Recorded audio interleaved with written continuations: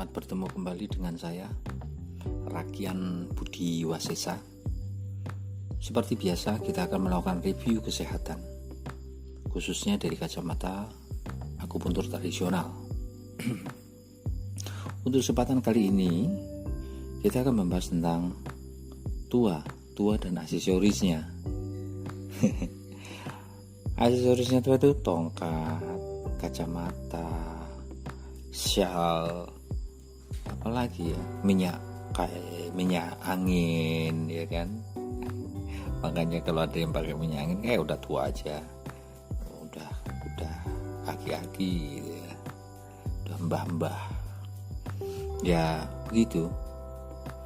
Kadang tua juga aksesorisnya ada lagi, sulit tidur.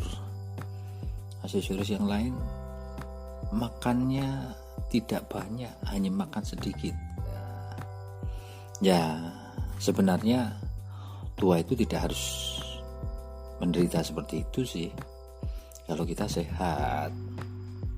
Jadi tua bukan penderitaan, tua juga bukan akhir dari segalanya. Kita bisa melewati masa tua dengan nyaman. Itu. Jadi misalnya, saya sudah tua, makan hanya sedikit gitu.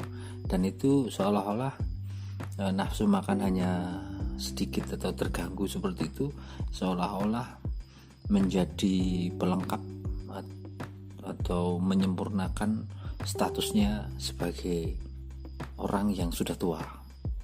Janganlah, ini tetap menunjukkan adanya gangguan lambung dan limpa. Gangguan lambung itu yaitu nafsu makan hilang. Pun dengan gangguan limpa, nafsu makan hilang. Pengennya makan, begitu dia menghadapi makanan, nafsu makannya, keinginan makannya hilang. Nah, ini yang harus dijaga ya, untuk lambungnya dan limpanya. Kemudian yang lain adalah susah tidur. Nah, susah tidur memang banyak sih, tapi lebih dominan ke fungsi livernya itu. Makanya perbanyak olahraga gitu kan. Bahkan orang memiliki pemahaman siang dihabiskan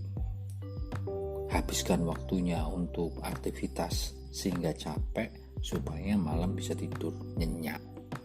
Atau pekerja keras itu kalau malam tidurnya nyenyak. Iya, karena dia terpola, terbiasa dengan ketika dia bergerak, volume darah yang beredar banyak, recovery kerusakan itu otomatis juga lebih bagus.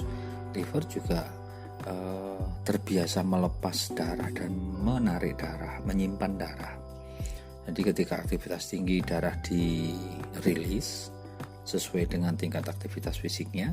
Kemudian ketika tidur atau aktivitas fisik menurun, itu ditarik. Kesulitan tidur ini sebenarnya bisa saja terjadi karena kecepatan menarik darah atau kesempurnaan menarik darah yang beredar itu ya. Kemudian yang lain mungkin tongkat, terhuyung, lemas. Ini lagi-lagi menunjukkan kualitas yang buruk. Kualitas yang buruk ini hanya akan terjadi ketika metabolismenya kacau gitu. Jadi tua tidak harus menderita. Tua itu tetap bisa happy, tetap bisa nyaman. Jadi simptom-simptom itu harus direview, harus dilihat. Sebenarnya ini kenapa kok nafsu makannya hilang? Padahal justru tua itu harus hanya seperti balita, karena masa pertumbuhan dia butuh nutrisi yang berkualitas dalam jumlah banyak. Pun ketika kita tua, kita membutuhkan kualitas nutrisi yang bagus dalam jumlah yang lebih banyak, karena kita butuh untuk merecovery kerusakan itu. Nah, Kemudian yang lain menurut saya ya itu saja sih ya. Jadi tua itu tidak harus menderita. Coba direview deh, coba dilihat itu, dilihat apa sesungguhnya yang terjadi itu.